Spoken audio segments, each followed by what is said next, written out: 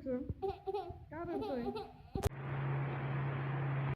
Hello hi, आमची good morning झालेली आहे. आता आम्ही दोघं उठलो. ॲक्च्युली मी खूप आधी उठली आहे. सक्षम आत्ता उठला जस्ट. आणि हा सगळा पसारा जो दिसतोय तुम्हाला, हा त्याने रात्री काढला आहे 12, 12:30, 1 वाजेपर्यंत. चांगला खेळला इथे पाणी पितोय जो. ही आमच्या दोघांची पण खूप चांगली सवय आहे, किंवा मी त्याला लावलेली खूप चांगली सवय आहे की तो उठल्या पाणी पितो. अशा 2 बाटल्या आहेत आमच्याकडे. तो उठायच्यात मी 2ही बाटल्या भरून ठेवल्या, आणि तो उठल्या एक बाटली पिऊन जातो, आणि त्याच्यानंतर खेळता इकडे तिकडे पळता दुसरी बाटली पितो. तो उठल्यानंतर 20 ते 25 मिनिटात तो त्या 2 बाटल्या पिलेल्या असतात. एक बॉटल ती जवळजवळ 120 ml ची. आज बऱ्यापैकी कमी आहे पसारा. 5-1 मिनिटात आवरला जाईल, आणि त्याच्यानंतर मग आपण आपलं पाणी वगैरे पिऊ.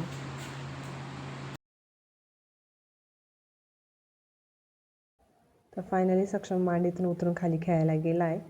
तर आता मी गादी गोधड्यांची घडी करते. त्याच्यानंतर झाडू वगैरे मारायचा असतो आपल्याला.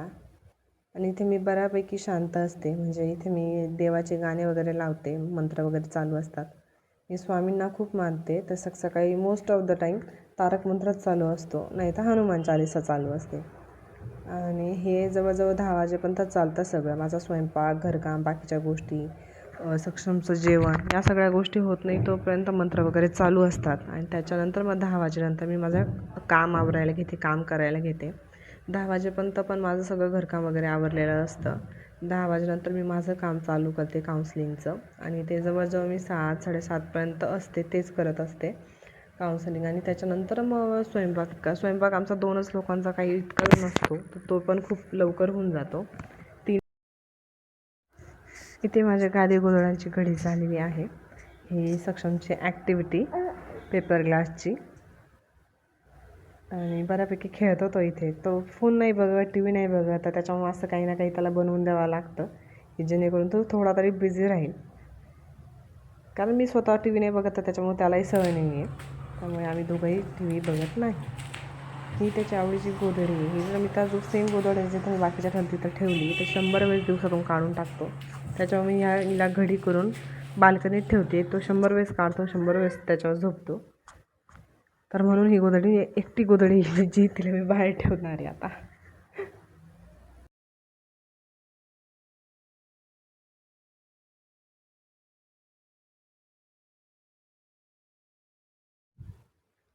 तर मी इथे तुम्हाला हाय करते आहे आणि इथे सगळा पसारा दाखवते. आमचा सक्षम रात्री खूप पसारा काढतो, कुठून त्याला एनर्जी येते. सांडशी चम्मच सगळं काढून ठेवतो तो.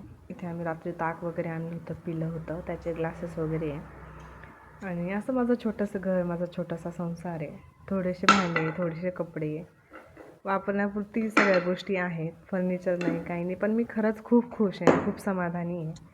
आयुष्यात जे प्रॉब्लेम आले, जे गेलेत, सगळ्या गोष्टींनी काही ना काही त्यांची व्हॅल्यू ॲड केली आयुष्यात, आणि खरंच खूप समाधानी बनवली आहे. आणि माझ्या प्रत्येक चुकांमधून मी काही ना काही शिकली आहे. आणि फायनली ती 7 वर्षानंतर त्या चुकीतून मी बाहेर निघाली, याचा मला खरंच खूप आनंद आहे.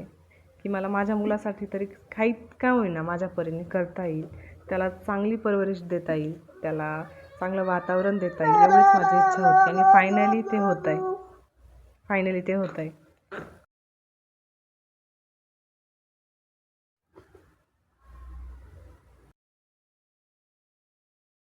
इथं मी माझं सगळं घरकाम आवरून इथं बसली होती. माझं दुसरं जे चॅनल आहे काउन्सिलर रुपाली राठोड, त्याच्यासाठी व्हिडिओ शूट करायचा होता. तर जवळजवळ सक्षम अर्धा तास झाला असाच त्रास देत होता. त्याला मांडीतून उतरायचंच नव्हतं, बाकी उठ बस चालू होती. त्याच्यामुळे हा व्हिडिओ काही शूट झाला नाही. म्हणजे लोक मला विचारतात की तू काम कसं काय करते ह्या मुलाला घेऊन. तर मी असं काम करते, त्याला मांडीत घेऊन काम करते, आणि ते तसंच करावं लागतं. कारण माझ्या घरात दुसरं कोणी सांभाळायला नाही आहे, आणि मी त्याला बाहेर कधीच कोणाला सांभाळायला देऊ नाही शकत. आणि असं अजिबात नाही आहे की बाळ झालं आहे तर काम कमी होतं किंवा कामाची क्वालिटी खराब झाली आहे. उलट कॉन्फिडन्स वाढला आहे, आणि मी मल्टीटास्कर झाली. एका वेळेस 10 कामं करते मी, असं मला वाटतं. Thank you for watching. थँक्यू.